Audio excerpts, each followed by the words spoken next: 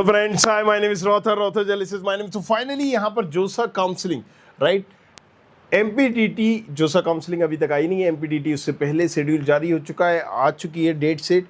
अब उसका क्या इम्पेक्ट होगा? तो देखो, जाहिर सी बात है कि एमपी के जितने भी बच्चे हैं, राइट, जिनकी रैंक अच्छी है, मतलब किसी की 10, 15, 20, 25, 30, राइट, 35, 40, ये जो बच्चे होते हैं ना, इनके दिमाग में पहले प्रायोरिटी होती है कि भाई मुझे एनआईटी लेना है, ट्रिपल आईटीज लेना है, राइट, मुझे यहाँ पर XYZ ये वाला बिट्स मिश्रा लेना है, या कोई भी पर्टिकुलर कॉलेज। तो ये लोग वेट कर रहे होते हैं जोसा काउंसलिंग का। लेकिन जब जोसा काउंसलिंग की डेट ही नहीं आई और पता ही नहीं है कि आगे इनको कौन सा एनआईटी मिलेगा या एनआईटी में कौन सी ब्रांच मिलेगी, एक डाइसी सिचुएशन है। इन दैट सिचुएशन ये क्या कर रहे होते हैं कि यहाँ पर ये एमपीटीटी काउंसलिंग एज ए बैकअप के तौर पर ये और इनके पेरेंट्स भर देते हैं, राइट। आप भी अगर इस केस में होगे तो ऐसा ही करने वाले हो। अब होता क्या है कि यहाँ पर उनको एक ऑप्शन, तो बच्चा 5 काउंसलिंग भी एक बार में भर सकता है। और जब यहाँ पर ये भरेंगे तो ऑब्वियसली टॉप 5 कॉलेजेस को ही टारगेट करेंगे, और जिसमें से सबसे ज़्यादा इम्पैक्ट होगा 3 कॉलेजेस का, HGS ITX का, DABB और JEC।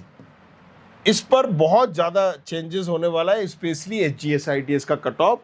मान लीजिए पिछली बार अगर 40,000 पे मिला है तो इस बार 35-32 पे ही क्लोज हो जाएगा, राइट। बट अगेन क्या इम्पैक्ट होगा? देखो, जोसा काउंसलिंग जितना डिले होगी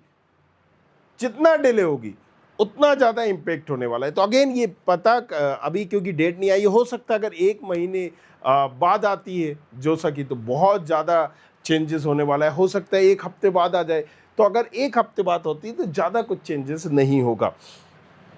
ये सब कुछ डिपेंड करता है, क्योंकि कई बार बच्चों को जोसा काउंसलिंग में 4थे राउंड पे मिलता है, किसी को 5th राउंड में मिल रहा है, तो 5th राउंड तक वेट कर रहा होता है। और जब तक ये सीट रोके रखेगा, और अगर ये सीट रोके रखा है तो हो सकता है फर्स्ट राउंड खत्म हो गया, अपग्रेड भी खत्म हो गया, सेकेंड राउंड पर्टिकुलर में आपको उसका इम्पैक्ट मिल रहा होगा। और अगर जोसा काउंसलिंग और लेट हुई तो सेकेंड काउंसलिंग में भी ये बच्चे ऑप्शन के तौर पर भर देते हैं। तो यहाँ पर नो डाउट काउंसलिंग पहले होने से स्टेट काउंसलिंग पे तो फर्क पड़ता है, राइट, बट उसका बेनिफिट भी उठाया जा सकता है। क्योंकि जब इन बच्चों का जोसा काउंसलिंग, आप समझिए जरा, जोसा काउंसलिंग में एडमिशन होगा, किसी का 4th राउंड में होगा, राइट, किसी का 5th राउंड में होगा। तो जब इन बच्चों का जोसा काउंसलिंग में होगा तो ये सीट वेकेंट करेंगे किसकी? एमपीटीटी काउंसलिंग में। जब सीट वेकेंट करेंगे तो हमें बहुत कम रैंक पर भी, राइट, या आप कम बोलो या ज़्यादा बोलो, जो भी, उस पर भी हमें एक अच्छी ब्रांच, अच्छा कॉलेज मिल जाता है। तो अगेन, राइट, उस सारी चीज़ों को, सिनेरियो को हमें नज़रें रखनी पड़ेंगी, गड़ाए रखनी पड़ेंगी, देखना पड़ेगा, राइट, कितना क्या रजिस्ट्रेशन कर रहे हैं, आपको वहीं से पता चल जाएगा कि 22,000 कर रहा है, 25,000 कर रहा है, 30,000 कर रहा है, 20,000 कर रहा है, कितना बच्चा रजिस्ट्रेशन कर रहा है। और जब हम चॉइस फिलिंग कर होने के देखते हैं, हम ये भी देखते हैं कि कितने बच्चों ने रजिस्ट्रेशन किया, टू, राइट, तभी हम एक प्रॉपर चॉइस फिलिंग कर पाते हैं। और एक, राइट, कम रैंक पर भी, लो रैंक पर भी हम यहाँ पर, राइट, अगर किसी की लो रैंक आई है तो एक अच्छा कॉलेज दिलाने में पॉसिबिलिटीज होते हैं। क्यों?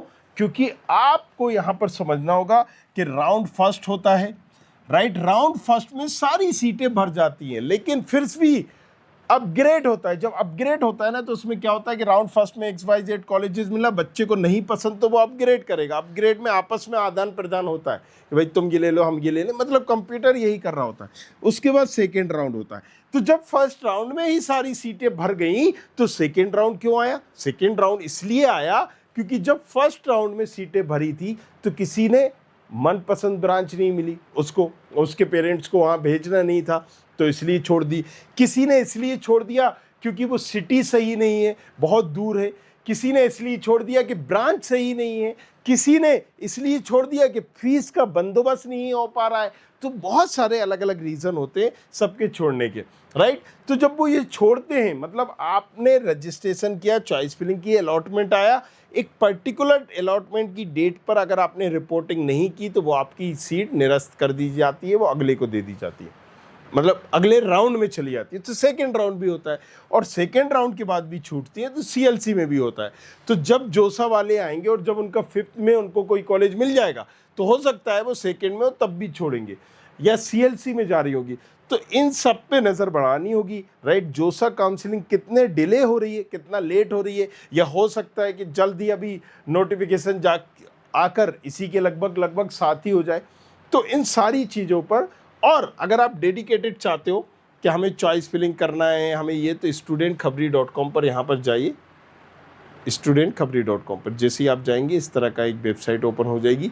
यहाँ पर टूल दिए हैं, ये मेडिकल का है, इसको आप सिलेक्ट करोगे तो इंजीनियरिंग भी आ जाएगा, और यहाँ से आप इंजीनियरिंग प्रेडिक्टर मतलब रैंक डालो, पता करो कौन कौन से कॉलेज मिल रहे हैं। चॉइस फिलिंग टूल मतलब आप यहाँ पर पता करिए कि हमें इसकी चॉइस फिलिंग कैसे करना है, एक सीक्वेंस ऑर्डर में बता देगा कि इस कॉलेज की ये ब्रांच पहले डालो, फिर ये मेंटरशिप, जिसमें आप चाहते हो डेडिकेटेड एक बंदा मिल जाए, या आप मेरा चाहते हो या किसी का भी, राइट। अब वो राउंड फर्स्ट हो या अपग्रेड हो, करना है अपग्रेड, नहीं करना है, या सेकंड में जाना है, इंटरनल ब्रांच चेंज करना है, सारी चीज़ें वो आपका एक्सपर्ट करेगा। आप मेंटरशिप ले सकते हो, और अगर मुझे चाहते हो तो वो सबसे पहले, क्योंकि एक लिमिटेड लोगों के साथ ही मैं चॉइस फिलिंग कर सकता हूँ 25 राइट 8:30 तक, दैट्स इट। क्यों? क्योंकि एक पर्टिकुलर टाइम होता है, इसी दौरान 7-8 दिन के अंदर ही सभी बच्चों से बात करनी, 1-to-1 इंटरेक्शन करना, तो एक लिमिटेड क्राइटेरिया है। उसकी एक फ़ीस होती है, क्योंकि उसमें बार बार आपसे इंटरेक्ट करना पड़ेगा, टीम इन्वॉल्व होगी, हर चीज़ के आपके सवालों को जवाब। बट येस, ये श्योरिटी होती है कि आपको, राइट, यहाँ पर एक बहुत लो रैंक में भी एक अच्छा कॉलेजेस मिल जाता है, और ये आप पिछले 4-5 सालों से एक रिव्यू देखते हुए आ रहे होंगे, तो जाके देखिएगा। वो आप बुक कर सकते हो, या नीचे नंबर होगा, या प्रोफाइल एनालिसिस फॉर्म, उससे आप कांटेक्ट कर सकते हो। तो अगेन, राइट, तो ये सारी चीज़ें। अब यहाँ पर मैंने यहाँ पर क्या इम्पैक्ट होगा या मैंने आपको समझा दिया है, बट अगेन डेट चूंकि अभी जोसा की आई नहीं है, तो एग्जैक्ट बताना अभी टफ है। हो सकता है 1-2 दिन के अंदर ही आ जाए। तो बने रहना, आपको स्टूडेंट खबरी को सब्सक्राइब करे रखना है और हमें ज्वाइन करे रखना है। Thank you very much, thanks a lot. I hope you like this video. For more such videos, keep watching our channel And do not forget to like, share and subscribe.